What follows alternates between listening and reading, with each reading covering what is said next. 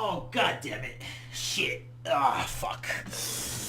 Alright. I got some bad news for you guys. Well, it's not really bad news for you guys. Actually, it's just bad news for me.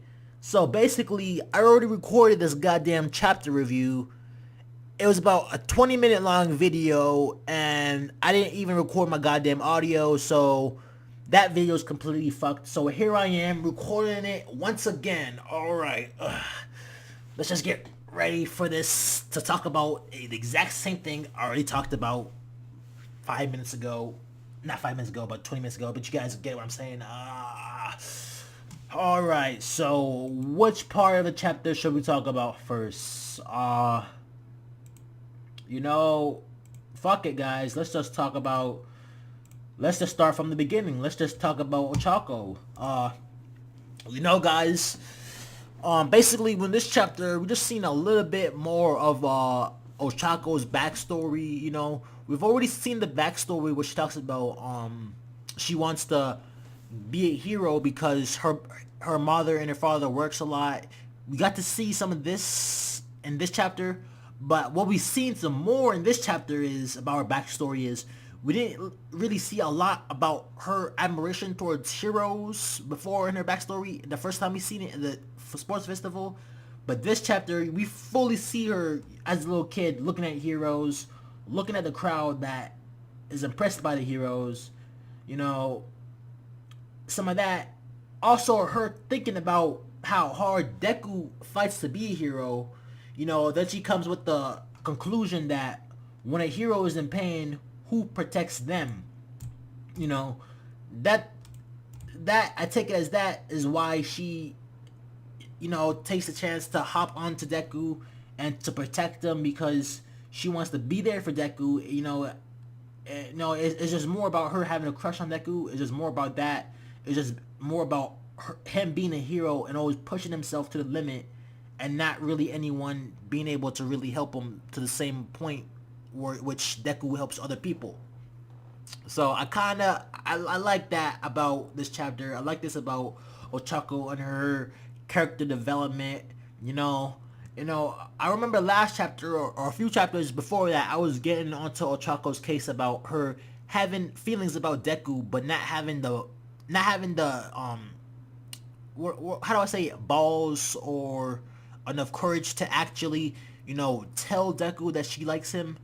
But, at this point, she's already making it painfully obvious to Deku that she likes him, Before I was saying it's on her to confess her feelings to Deku, but at this point it's like, Deku is like, you should already know by now, but just how she acts, you should already know this by now, Deku, that she likes you. And that Deku, you actually need to be the one, that needs to tell Ochako that you like her, because, she's already giving you all the hints. She's already going on her way to help you, like, all the time. So it's like, Deku's like, you should already know by now, bro. My bad, just checking, just making sure my fucking microphone's on this time, guys. Sorry about that. But, now, again, a lot of things happen in this chapter, and not a lot of things happen. A few things happen, and one of the few things that happen is the character development with Shinso. Now, to really break it down for you guys, like, remember when Shinso was first introduced in this arc? When he was first introduced into this arc, yeah, Aizawa was like, introduce yourself, Shinso, tell him what you're about. And Shinso just sits there, and Shinso's like, you know what, bro?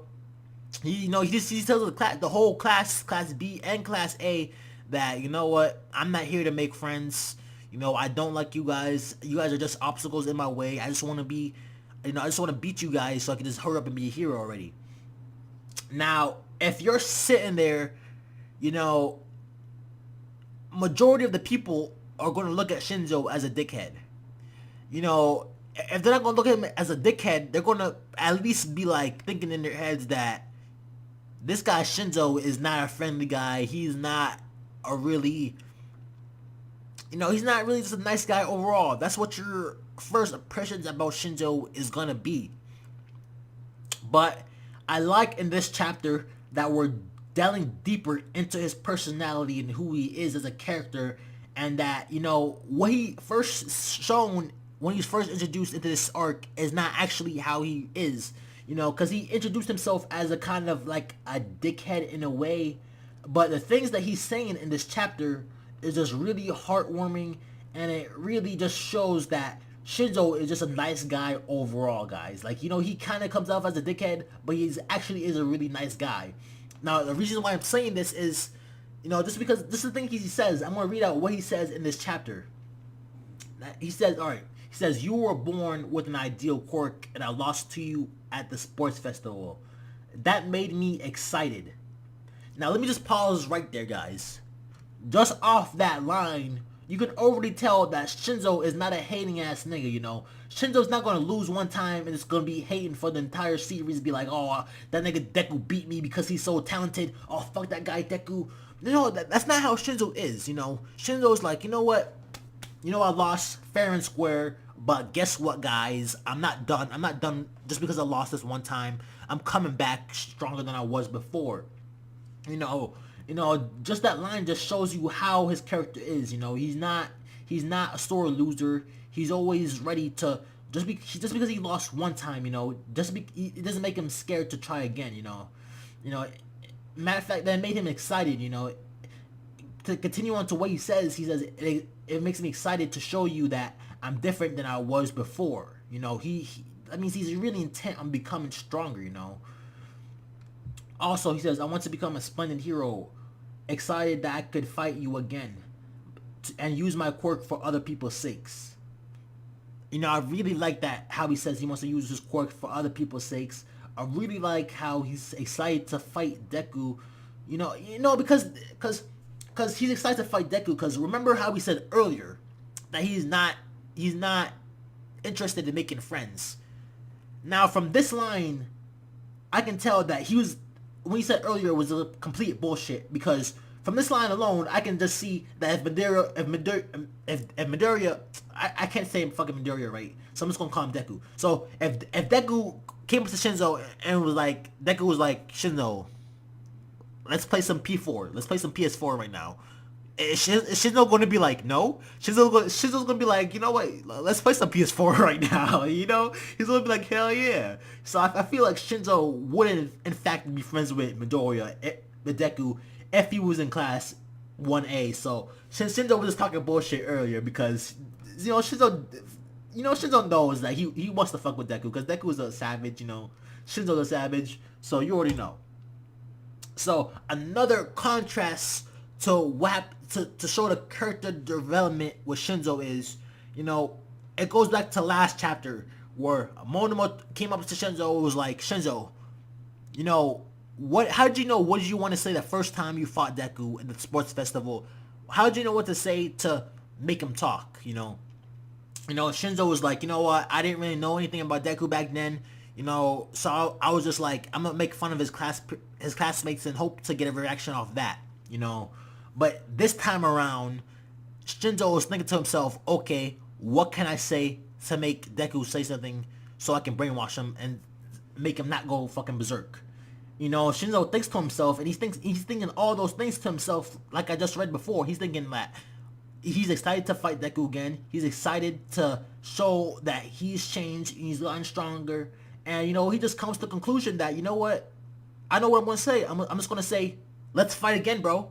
Let's fight again, like, you know, and I like that character development. I like how Horikoshi brings up last chapter. He brought that up before with Monoma. Is like, you know, you didn't know what to say to him before to make him talk. So what are you gonna do to say to him now? And, you know, I really like how Shinso, like, I already know what I'm gonna say. Let's fight. Let's fight again, bro. And you know what, the thing is, Shinso just drawn so nicely here. You know, he takes off the mask. He doesn't have the mask on. You can just see him smile. He's just drawn really good right here. And, you know, I really appreciate this. You know, I'm looking at it right now, guys. How he's smiling, and it just warms up my heart, guys. This is a really good scene right there.